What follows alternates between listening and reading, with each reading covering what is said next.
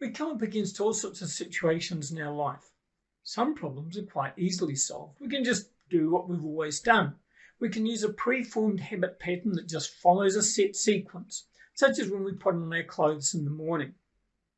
We don't have to think first about what goes on before the next thing. How do I tie my shoelaces? What hand does my watch go on? These are all well-worn habits. So it becomes a bit like just pushing a button on a computer and the whole program is set off to complete the task. But other problems that we have are not so easy to solve. These ones we need to stop and consider a little bit.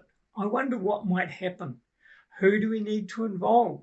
What are the pros and cons of what I'm thinking about? These are particularly good for bigger problems. Things like, do I want to shift to Wellington to live? Should I get a new job?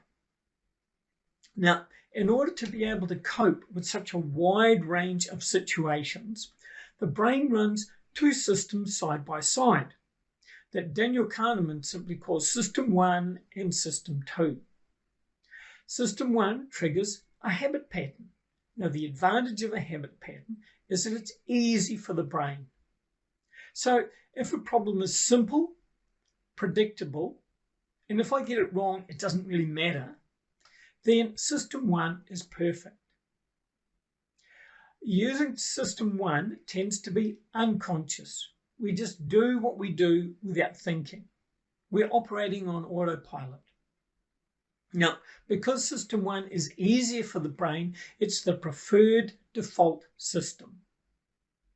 And because we have saved energy by using habit patterns when we can, we have energy available to cope with the heavy energy demands of System 2. System 2 is great for situations that are complex, unpredictable, and critical. In complex situations, we're not sure what's going to happen. We ideally need to take our time to gather more information, to look at it from different perspectives. Consider the various options that we've got. It takes longer for our brain to work out what to do. We need to consider all the possible ways that we might harm somebody else depending on which option that we choose. But a downside to this two-system arrangement is that we have to constantly and quickly decide whether to use System 1 or System 2. And sometimes we get it wrong.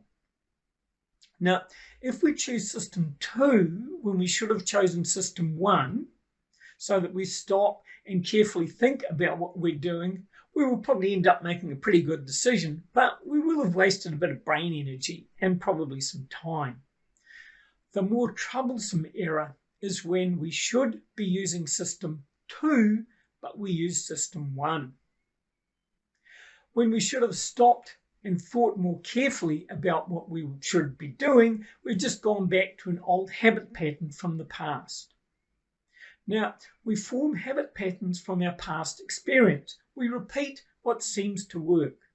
And for most things that we do, tying our shoelaces, making a cup of coffee, eating a meal, going for a run, all of those things that we do every day, it works just fine. But we also have habit patterns for how we act when we feel angry, when somebody is annoying us, when somebody cuts in front of our car. Some of our habit patterns are really useful, but some of them are unhelpful and tend to create more problems than they solve. So, as I said, System 1 is the default. That means there is always a System 1 habit waiting to be set off. And if that's not a good idea, we have to switch to System 2. If we don't start up System 2, System 1 will happen automatically. System 2 gets activated by a deliberate decision. That means we must remain ever mindful of the situation that we are in and recognize when there is an old habit pattern that's not going to work in that situation. We can learn the skill by practicing paying attention to what we do. We can notice when others are upset and change how we respond.